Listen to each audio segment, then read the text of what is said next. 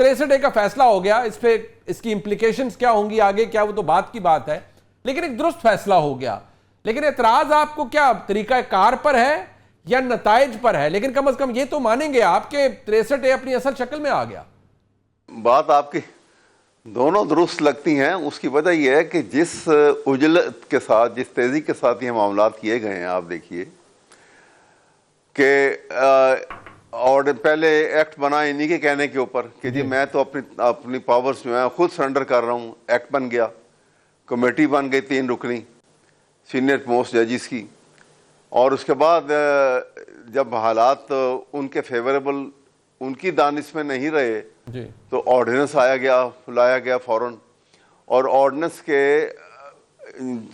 President के sign होने के 1 घंटे के अंदर अंदर फौरन उसके ऊपर without calling the meeting of the, normally होता है कि जब कोई ऐसी बात होती है तो सुप्रीम कोर्ट के जज साहबान बैठ के अपने कॉमन रूम में एक मीटिंग करते हैं, ठीक। लेकिन बहरहाल नहीं किया उन्होंने। और उसके बाद ये, और फिर फौरन आपने देखा कि अगर एक जज साहब ने कमेटी में के रुकन होने की हैसियत से बैठने से फॉर सर्टन रीज़न इनकार किया, तो इसके बावजूद वक्त का बगैर ज़िया किए हुए फौरन एक 5 रुकनी बेंच जो है वो बना दिया गया। ठीक है। और कहा गया कि इसकी हेयरिंग जो है वो शुरू हो जाएगी। ठीक है।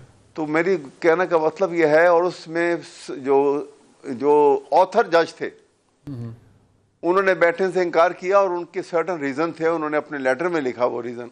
ठीक हो गया। उन जो लेटर में रीजन लिखे, वो रीजन का कोई जवाब नहीं दिया चीफ साहब ने।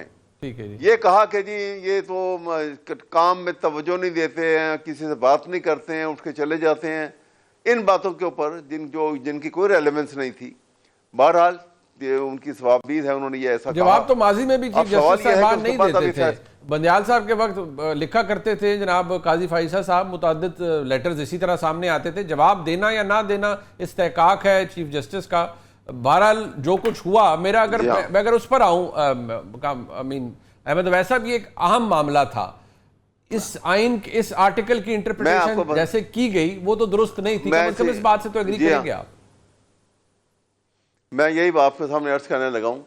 देखिए ना, वो इंटरप्रिटेशन उन्होंने गालिबन, उसका एक रीज़न ये था कि आर्टिकल 63A के अंदर ये कहीं पे वोट के मुतालिक एक्सप्रेसली ये लिखा नहीं गया था कि वोट जो है काउंट होगा या नहीं, वैलिड गिना जाएगा या इनवैलिड गिना जाएगा, ये काउंट होगा या नहीं, इसका एक्सप्रेसली जिक्र नहीं था। एग्जैक्टली। लिहाजा उन्होंने एक इंटरप्रिटेशन की उसकी, और उसका रैशनल ये था कि अगर आप एक जिसको आप दूसरे अंदाज में देखें कि हॉर्स रेडिंग को रोकने के लिए सबसे बड़ा इम्पेडिमेंट था। ठीक है ये फैसला। ठीक है जी। बट बहरहाल अब उसके बाद आप देखिए कि अब उसके बाद अगर इस फैसले से एग्रीव्ड होते हैं हमारे पॉलिटिकल पार्टीज, पॉलिटिशियन जिन्होंने शोर मचाया हुआ था जी, किसी एक ने जो है वो रिव्यू पिटीशन दायर नहीं की।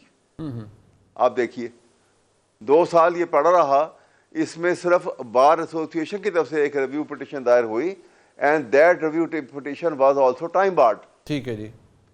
नॉर्मल कंडीशन में तो supreme court time barred petition को तो उठा के फेंक देते हैं, लेकिन बहरहाल नहीं, बट ये टाइम बार्ड थी या इसको पेंडिंग ही रखा गया, ये भी एक अपनी जगह सवाल है ना। बट आप ये कहते हैं कि इसके अंदर जो इफेक्टिव्स थे उन्होंने रिव्यू दायर नहीं किया।